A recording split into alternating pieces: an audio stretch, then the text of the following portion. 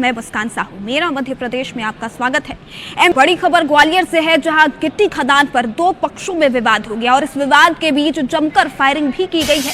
आपको बता दें कि 10 से 12 लोगों ने इस दौरान फायरिंग की है। फायरिंग का वीडियो भी सामने आया है। बिलौआ थाना पुलिस जांच में जुट गई है। तो विवाद का ये वो वीडियो है, आप देख सकते हैं किस तरीके से 10 से 12 लोग इस विवाद में शामिल हैं। गिट्टी खदान पर दोनों ही पक्षों में विवाद हुआ था और इस विवाद के बाद दोनों ही पक्षों ने एक दूसरे पर फायरिंग की है। फायरिंग का वीडियो भी सामने आया है और अब बिलौआ थाना पुलिस इस मामले की जांच में जुट गई है।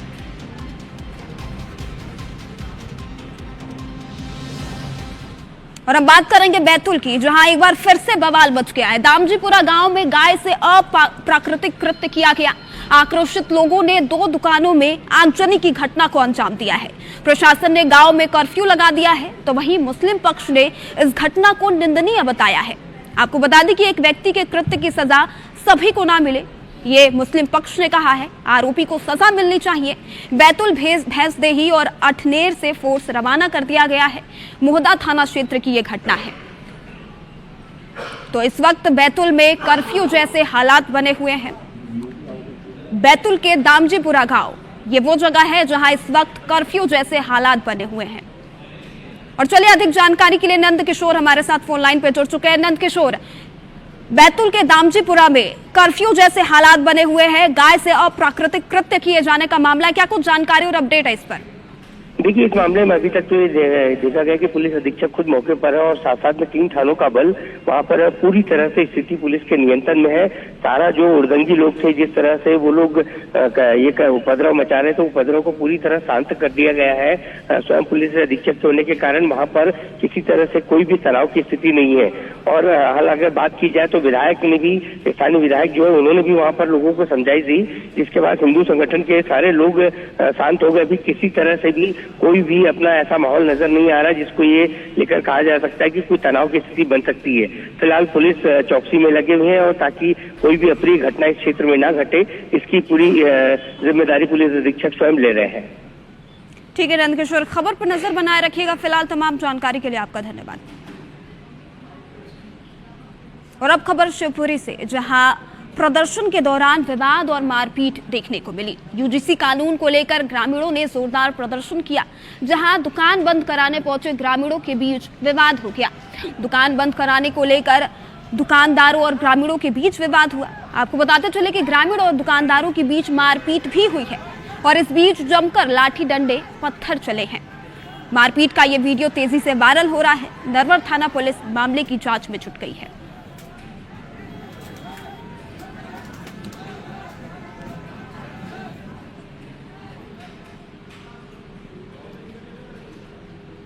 और अब खबर ग्वालियर से, जहां एचआरसी गेस्ट हाउस के बाहर फायरिंग का मामला सामने आया है। 4 बदमाशों ने इस घटना को अंजाम दिया है। घटना का सीसीटीवी फुटेज भी सामने आया है। बहोड़ापुर थाना क्षेत्र की यह घटना है। तो सीसीटीवी फुटेज इस वक्त आप अपने टेलीविजन स्क्रीन पर देख सकते हैं। एचआरसी गेस्ट हाउस के बाहर फायरिंग की गई है। 4 बदमाशों ने मिलकर फायरिंग की इस घटना को अंजाम दिया है और वो सीसीटीवी फुटेज इस वक्त आप अपने टेलीविजन स्क्रीन पर देख सकते हैं। बहोड़ापुर थाना क्षेत्र की घटना है ये।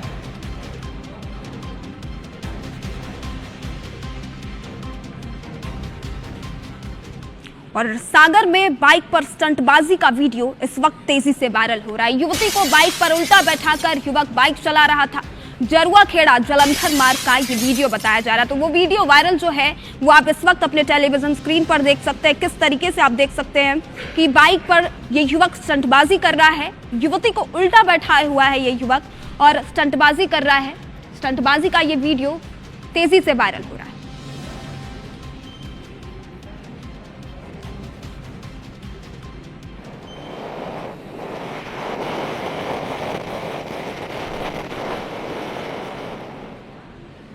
और अब बड़ी खबर खरगोन से, जहां सरकारी कॉलेज में रीलबाजी का मामला सामने आया है।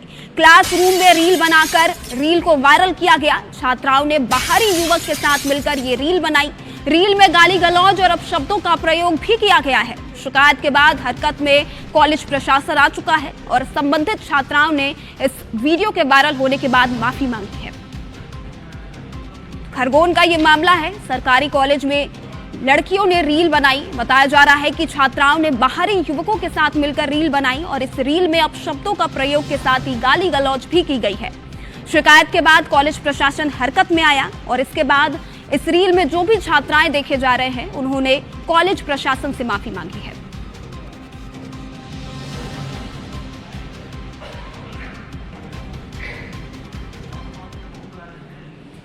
और इस कड़ी में एक और बड़ी खबर डिंडौरी से है, जहां युवकों के 2 गुटों में जमकर मारपीट का मामला सामने आया है। समनापुर मढ़ई के दौरान यह विवाद हुआ। मारपीट का कारण अब तक स्पष्ट नहीं हो पाया है। फिलहाल मारपीट का जो वीडियो है वो तेजी से वायरल हो रहा है। तो इस वीडियो में आप साफ तरीके से देख सकते हैं 2 गुटों में जमकर मारपीट हो रही है। समनापुर मढ़ई के दौरान यह विवाद हुआ है। मारपीट का कारण अब तक स्पष्ट नहीं हो पाया है।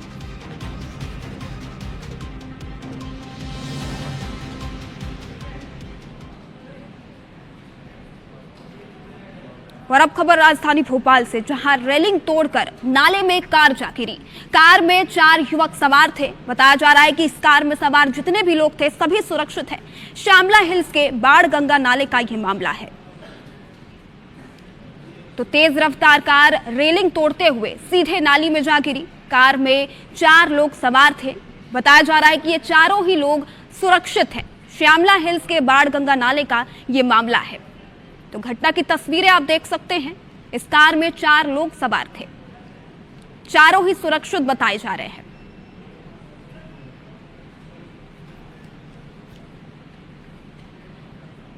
और यूजीसी एक्ट के विरोध में भारत बंद का असर जगह जगह देखने को मिल रहा है। एमपी में भी इसका असर साफ देखने को मिल रहा है। और इस वक्त आप अपने टेलीविजन स्क्रीन पर 2 तस्वीरें देख सकते हैं। रीवा की बात करें, जहां यूजीसी एक्ट के विरोध में भारत बंद का साफ असर देखने को मिला।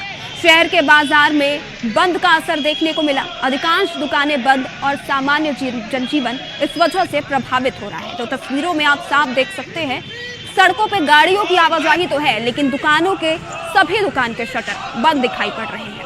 और अब बात करेंगे दूसरी तस्वीर सीधी की, जहां सवर्ण समाज ने भारत बंद का आह्वान किया।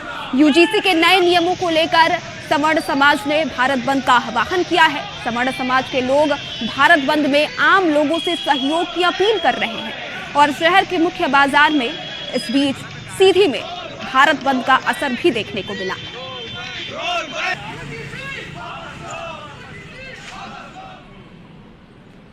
और जबलपुर से बड़ी खबर, जहां शराब दुकान के विरोध में चक्का जाम का असर देखने को मिला। महिलाओं और स्थानीय लोगों ने विरोध प्रदर्शन किया है। लोगों का विरोध प्रदर्शन जारी है। तिलहरी में मंडला मेन रोड पर महिलाओं और स्थानीयों ने मिलकर चक्का जाम कर दिया। रहवासी क्षेत्र में नई शराब दुकान का ये लोग विरोध कर रहे हैं। शराब दुकान खोलने की अनुमति रद्द करने की मांग स्थानीय लोगों द्वारा की जा रही है।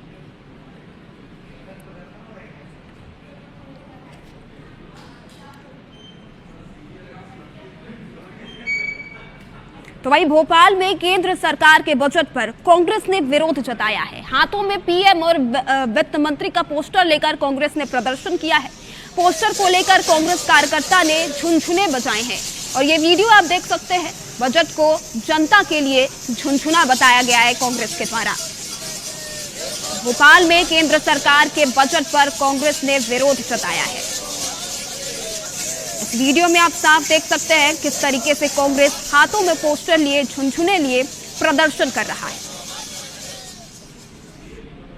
और जबलपुर में बरगी बांध की दाई तट नहर फूट पड़ी। नहर फूटने से खेतों में पानी घुस गया।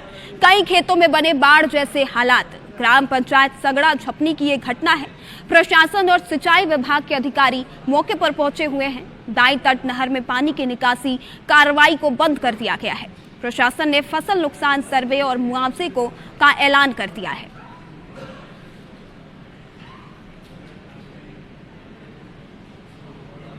तो वहीं दमोह जिला अस्पताल के आईसीयू वार्ड में आग लग गई। आईसीयू वार्ड में भर्ती 12 से अधिक लोग बताए जा रहे हैं। मरीजों को दूसरे वार्ड में शिफ्ट कर दिया गया है। फिलहाल आग लगने का कारण अज्ञात है। तो दमोह की वो तस्वीरें हैं जहां जिला अस्पताल के आईसीयू वार्ड में अचानक आग लग गई। आग लगने की वजह फिलहाल अब तक स्पष्ट नहीं है।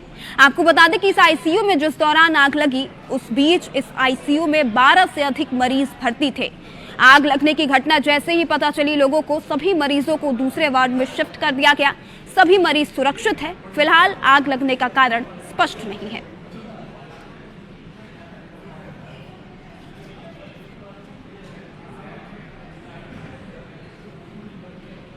और अब बात करेंगे छतरपुर की, जहां जमीन से अचानक आग की लपटें निकलने लगी। बीएसएनएल की लाइन के लिए ये मिट्टी खोदी जा रही थी और इस बीच अचानक से इस मिट्टी के अंदर से आग की लपटें निकलने लगी। लवकुश नगर थाना क्षेत्र की ये घटना है। तो छतरपुर का ये मामला है, जहां जमीन से अचानक आग की लपटें निकल पड़ी। आपको बता दें कि बीएसएनएल की लाइन के लिए जमीन खोदी जा रही थी और इस बीच अचानक मिट्टी से आग की लपटें निकलने लगी। और अब बात करेंगे जबलपुर की, जहां सुंदरकांड के दौरान एक अनोखा नजारा दिखा जिसने सबका मन मोह लिया। दरअसल सुंदरकांड पाठ में अचानक बंदर आ गया।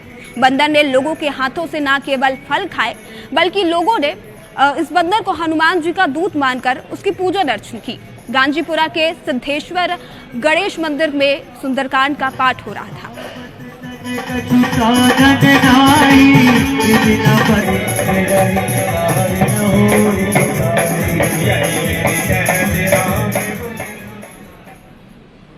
और बालाघाट के सरदार पटेल हॉस्पिटल गायखुरी में निःशुल्क मेगा हेल्थ कैंप का आयोजन किया गया। इस कैंप में शहर और ग्रामीण अंचलों से बड़ी संख्या में मरीज पहुंचे। कैंप में अनुभवी विशेषज्ञ डॉक्टरों ने ब्रेन, हृदय, किडनी, नेत्र, स्त्री एवं बाल रोग समेत कई बीमारियों की जांच की। इस दौरान मरीजों को फ्री में दवाइयां भी दी गई। बताते चले कि सरदार पटेल एजुकेशन ग्रुप के कुलाधिपति दिवाकर सिंह ने बताया कि इस हेल्थ कैंप का उद्देश्य समाज के जरूरतमंद लोगों को उच्च स्तरीय चिकित्सा सुविधा उपलब्ध कराना था। इसी सोच के तहत सरदार पटेल हॉस्पिटल में मेगा हेल्थ कैंप का आयोजन किया गया। तो वहीं दूसरी ओर मरीजों ने भी इस पहल की खूब सराहना करते हुए कहा कि ऐसे शिविर ग्रामीण और आर्थिक रूप से कमजोर लोगों के लिए बेहद लाभकारी साबित होते हैं। स्वास्थ्य के क्षेत्र में सरदार पटेल हॉस्पिटल की ये पहल समाज के प्रति उनकी प्रतिबद्धता को दर्शाती है। करीब 1000 से ज़्यादा जो हमारे मरीज हैं उनका निःशुल्क उपचार हो रहा है, उनको निःशुल्क दवाइयाँ वितरित की जा रही हैं। और अगर कोई विशेष परिस्थिति में है तो उसको यहाँ हॉस्पिटल में एडमिट भी किया जा रहा है। उसके लिए विशेष रूप से एक रियायत दी गई कि 50% उनको इलाज में रियायत दी जाएगी। और अगर कोई ऐसा भी है जिसको नागपुर भेजना है तो नागपुर के कुछ हॉस्पिटल्स हैं जहाँ पे बातचीत हुई है, उनको 25% रियायत में नागपुर के अस्पतालों में भर्ती कराया जाएगा। और केंद्रीय बजट में मध्य प्रदेश को 1,40,000 करोड़ रुपए का सौगात दिया गया है। केंद्रीय बजट की सीएम डॉक्टर मोहन यादव ने तारीफ करते हुए कहा कि इस बजट से रोजगार को फायदा मिलेगा, साथ ही मध्य प्रदेश के विकास को रफ्तार भी मिलेगी। तो इस केंद्रीय बजट में मध्य प्रदेश को ये विकसित भारत 2047 का बजट पेश है, जिसमें गरीब, युवा, अन्नदाता और महिलाओं पर विशेष फोकस किया गया। देश के विकास के साथ में हमारा मध्य प्रदेश भी आगे बढ़ेगा, ऐसे मैं उम्मीद करता हूं। वस्त्र उद्योग के सेक्टर में रिफॉर्म करेंगे जिससे राज्यों को लाभ मिलेगा। राजकोषीय घाटे का 4.3% का लक्ष्य मध्य प्रदेश की दिशा में निश्चित रूप से हमको लाभकारी होगा। राज्यों के लिए 1,40,000 करोड़ का अनुदान देने का निर्णय किया, जिसमें मध्य प्रदेश भी लाभान्वित होगा। तो वहीं भोपाल में बजट पर नेता प्रतिपक्ष उमंग सिंघार का बयान सामने आया है। उन्होंने कहा कि बजट में किसानों के लिए कुछ नहीं है, स्टार्टअप में एमपी के लिए कुछ नहीं है, इनकम टैक्स में कोई बड़ी राहत नहीं दी गई है। इसके साथ ही उन्होंने कहा है कि गरीबों के स्वास्थ्य के लिए इस बजट में कुछ नहीं है।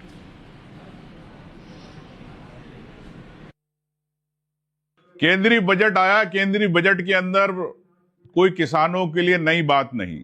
मोदी जी हमेशा कहते रहे 2014 से हम किसानों की आय दुगनी करेंगे। मध्य प्रदेश के किसान परेशान रहे एमएसपी को लेके, मक्का को लेके। मक्का 1000, 1200, 800 रुपए में बेचना पड़ रही। किसान अपना उत्पादन में जितनी लागत है उसके पैसे नहीं निकाल पाया। जब आप जन सेवा कर रहे हैं तो जन सेवा उद्योगपतियों की नहीं, आम व्यक्ति की सेवा होना चाहिए, ये मैं कहना चाहता हूँ। और चलिए अब बात करेंगे सामान्य खबरों की। बालाघाट में थानों का सिर्फ रंग रूप ही नहीं बदला जा रहा, बल्कि उन्हें ISO सर्टिफिकेशन के मानकों के अनुसार अंतर्राष्ट्रीय स्तर पर तैयार करने की कोशिश की जा रही है। यहाँ पुरानी और जर्जर इमारतों के मरम्मत के साथ साथ थानों की साफ सफाई, रंग रोगन और रिकॉर्ड व्यवस्था पर खास ध्यान दिया जा रहा है। थानों में आने वाले नागरिकों की सुविधा को भी प्राथमिकता दी जा रही है और इतना ही नहीं, सभी दस्तावेजों का डिजिटलीकरण भी किया जा रहा है। बालाघाट पुलिस का लक्ष्य है कि थानों को ISO सर्टिफाइड बनाया जाए, ताकि पुलिस स्टेशन सिर्फ एक दफ्तर नहीं बल्कि एक सेवा केंद्र के रूप में पहचाना जाए। वर्तमान में हमारे SP साहब ने एक प्रयास किया है कि जब कोई व्यक्ति थाना आए, उपस्थित आए, तो उसको देखने में लगे कि हम एक अच्छा माहौल मिल रहा है, अच्छी जगह पर, साफ सुथरी जगह पर आए हुए हैं। उसको देखते हुए ये सब काम किए जा रहे हैं, जिससे कि जब जनता थाने पर आएगी तो उनको एक अच्छा अनुभव जाए कि ये थाना कोई ऐसी पुरानी की जगह नहीं है। हर तरह की सुविधाएं और जनता के तहसील पुलिस सभी चीजें यहाँ पर हैं। और एशिया के सबसे बड़े रेलवे फ्लाईओवर का अब ट्रैक चालू कर दिया गया है। इससे जंक्शन पर रेड सिग्नल का इंतजार इतिहास हो गया है। आने वाले दिनों में यहां से 90 से 100 मालगाड़ियां बिना रुके गुजरेंगी। इससे रेलवे को 300 से 400 करोड़ के ईंधन और परिचालन लागत की सालाना बचत हो पाएगी। बताते चले कि MP के कटनी का रेलवे वायडक्ट इस सप्लाई चेन का हिस्सा है, जिस पर देश के बिजली घर, फैक्ट्रियां और खनिज उद्योग टिके हुए हैं। अभी लगभग 20 मालगाड़ियां निकल रही है। कटनी जिले के स्टेशन मास्टर संजय दुबे का कहना है कि भारतीय रेलवे का सबसे लंबा पुल कटनी ग्रेड सेपरेटर बन रहा है। अब ट्रैक का निर्माण पूरा हो चुका है। डाउन ट्रैक का निर्माण तेजी से हो रहा है। ट्रेनों का संचालन और समय कम लगेगा, फिर ट्रेन संचालन में वृद्धि की जाएगी।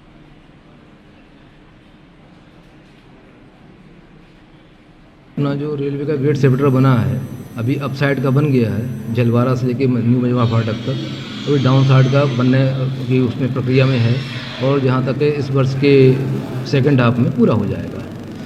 इससे काफ़ी हमारे जो गुड्स ट्रैफिक है, मालगाड़ियाँ हैं, उनको काफ़ी राहत मिली है। लगभग हम 30 से 35 गाड़ियाँ प्रतिदिन उस पे से निकाल रहे हैं। तो वहीं गुना जिले के कोषालय से जुड़े करीब 2 करोड़ 70 लाख रुपए के स्टाम्प घोटाले में बड़ी प्रशासनिक कार्रवाई सामने आई। वित्त विभाग ने जिला कोषालय अधिकारी राकेश कुमार को निलंबित कर दिया है। जांच में ये साफ हो गया कि कोषालय अधिकारी की चाबी और लॉगिन ID के बिना स्टाम्प जारी होना संभव नहीं है।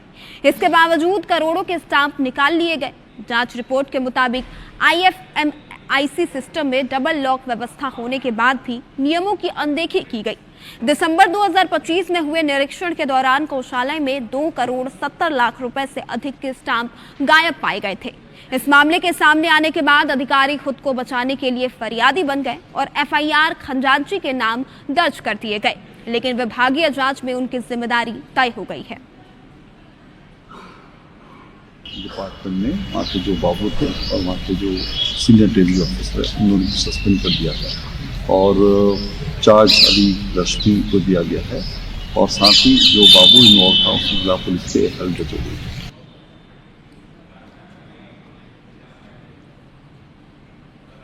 और इधर ग्वालियर में एक उद्योगपति से 1 करोड़ से ज्यादा की ठगी का मामला सामने आया है। ठगों ने फेसबुक पर खुद को इंग्लैंड की युवती बताकर संपर्क किया और ऑनलाइन ट्रेडिंग प्लेटफॉर्म में निवेश का झांसा दिया। कारोबारी ने पहले 40,000 रुपए निवेश किए, जो वेबसाइट में अगले ही दिन बढ़कर 50,000 दिखने लगे। भरोसा होने के बाद कारोबारी ने 5 महीने में करीब 1 करोड़ 41 लाख रुपए निवेश करा लिए, लेकिन नवंबर में रकम निकालने की कोशिश पर ठगों ने टैक्स और प्रोसेसिंग फीस की मांग की। तब उन्हें ठगी का एहसास हुआ। इसके बाद कारोबारी दुर्गा शंकर ने थाने में शिकायत दर्ज कराई और इसके बाद पुलिस ने जब जांच की तो पता चला कि ठगी की रकम 12 से ज्यादा राज्यों के करीब 300 बैंक खातों में ट्रांसफर कर दी गई है। फिलहाल पुलिस ने अज्ञात ठगों के खिलाफ मामला दर्ज कर लिया है और उनकी तलाश की जा रही है। ऑनलाइन ट्रेडिंग में पैसा लगाने के लिए इन्होंने पैसा लगाया और इस तरह करीब 1 करोड़ 41 लाख रुपए इन्होंने लगा चुके। तो पैसा जब वापस प्राप्त करने के लिए उन्होंने प्रोसेस की तो पैसा वापस नहीं हुआ और जो भी नंबर जिन नंबर से मैसेज आ रहे थे और जो फोन के मोबाइल थे वो सारे बंद हो गए। तब इन्होंने यहाँ पर कंप्लेंट की, जिस पर से अपराध पंजीबद्ध कर विवेचना में लिया गया। रुक करेंगे इंदौर का, जहां एमआईजी थाना क्षेत्र से एक दिल दहला देने वाला मामला सामने आया। श्रीनगर इलाके में शुक्रवार रात 12 वर्षीय छात्र की बेरहमी से हत्या कर दी गई। आरोपी ने पहले नाबालिग के साथ अप्राकृतिक कृत्य करने का प्रयास किया और विरोध करने पर उसकी हत्या कर दी गई। हत्या के बाद आरोपी ने छात्र के शव को अपने फ्लैट में पलंग पेटी के अंदर छुपा दिया और पुलिस के साथ बच्चे को ढूंढने का नाटक करता रहा। पुलिस को शक होने पर पूछताछ की गई, जिसमें उसने जुर्म कबूल कर लिया। पुलिस ने अब मुख्य आरोपी रेहान को गिरफ्तार कर लिया है, जबकि उसके ताऊ अब्दुल रहमान की तलाश की जा रही है। जो मेन सस्पेक्ट था जिससे कि मिला था और आइडेंटिफिकेशन के आधार पर रेहान को इसमें गिरफ्तार कर लिया गया है। और इसमें एक जो अब्दुल रहमान जो इसका जो रिश्तेदार है, जो बड़ा पापा है, इसने उसकी मदद की थी इसको साक्ष्य छुपाने में, तो उसको भी आरोपी बना लिया गया। उसकी गिरफ्तारी के प्रयास लगातार जारी है। जिस व्यक्ति को इसमें नॉलेज थी और उसके अगर द्वारा साक्ष्य छिपाने की कोशिश की गई, उन सभी को इसमें आरोपी।